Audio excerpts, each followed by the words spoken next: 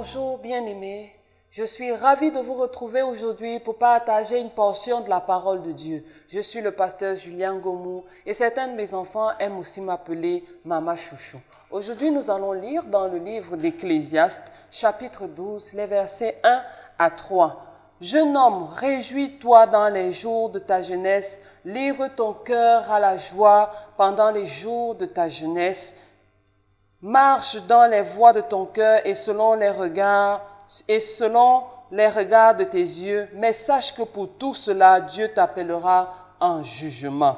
Bannis de ton cœur le chagrin et éloigne le mal de ton corps, car la jeunesse et l'aurore sont vanité. Mais souviens-toi de ton Créateur pendant les jours de ta jeunesse, avant que les jours mauvais arrivent et que les années s'approchent où tu diras « je n'y prends point plaisir ». Versets 9 à 10, avant que la poussière retourne à la terre comme elle y était et que l'esprit retourne à Dieu qui l'a donné. Vanité des vanités, dit l'Ecclésiaste, tout est vanité. Nous connaissons bien dans la parole de Dieu l'auteur du livre Ecclésiaste, c'était le roi Salomon.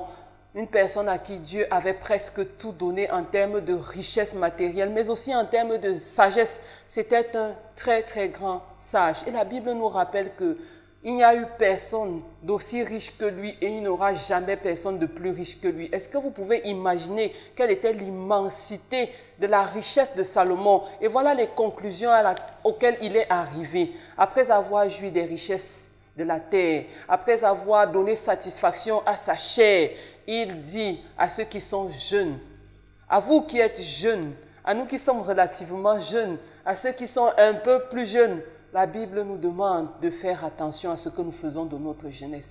Oui, avec notre jeunesse, nous pouvons poursuivre les plaisirs du monde, nous pouvons courir après le bonheur, nous pouvons courir après toutes sortes de satisfactions. Mais il y a un jour où nous ne serons plus jeunes et où nous devrons rendre compte.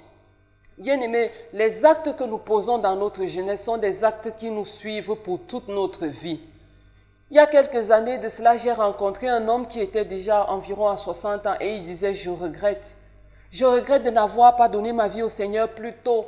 Je regrette d'avoir gaspillé ma jeunesse pendant que j'avais de la force. Je me suis tourné vers des choses inutiles.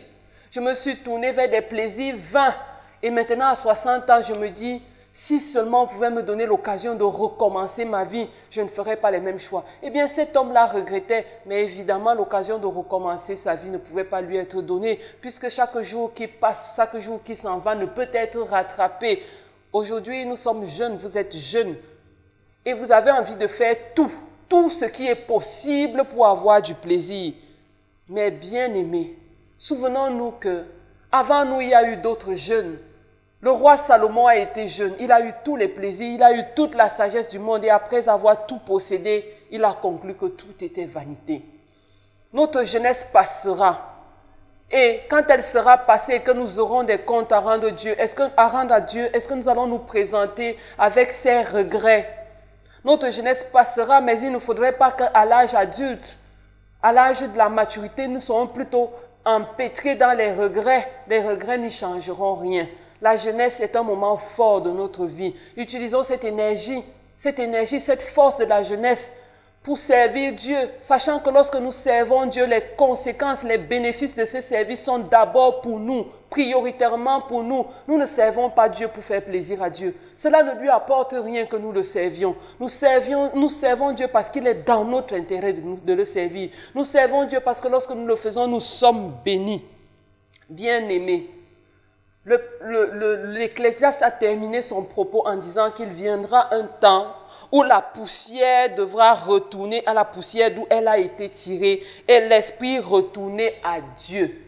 Après avoir joui des plaisirs de la terre, comment allons-nous restituer notre esprit à Dieu? Est-ce que nous allons restituer à Dieu un esprit faible, amaigri, pauvre, éteint, parce qu'il n'a pas été entretenu par une relation avec Dieu, parce qu'il n'a pas été entretenu par une vie spirituelle remplie de la présence de Dieu. Bien-aimés, lorsque nous vivons dans les plaisirs de la terre, la personne qui est lésée, la partie de notre personne qui est lésée, c'est notre esprit. La partie de notre personne qui menace d'être éteinte, c'est notre esprit. Or, Dieu veut sauver cet esprit-là. La chair s'éteindra, elle retournera à la poussière. Et l'esprit, comment retournera-t-il à Dieu? Bien-aimé, si tu m'as bien écouté ce matin, je voudrais qu'ensemble nous puissions dire ces quelques mots de prière pour mettre notre jeunesse au service de Dieu, au service de notre salut. Seigneur Jésus, je te remercie pour ta parole qui m'invite ce matin à mettre ma jeunesse à tes pieds, pour faire des choix qui sont utiles, qui auront des conséquences positives pour ma vie.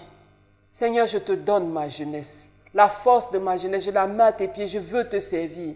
Remplis-moi de ton esprit pour que le jour où j'aurai à te rendre mon esprit, que mon esprit soit un esprit vivant, un esprit plein de toi, un esprit fortifié.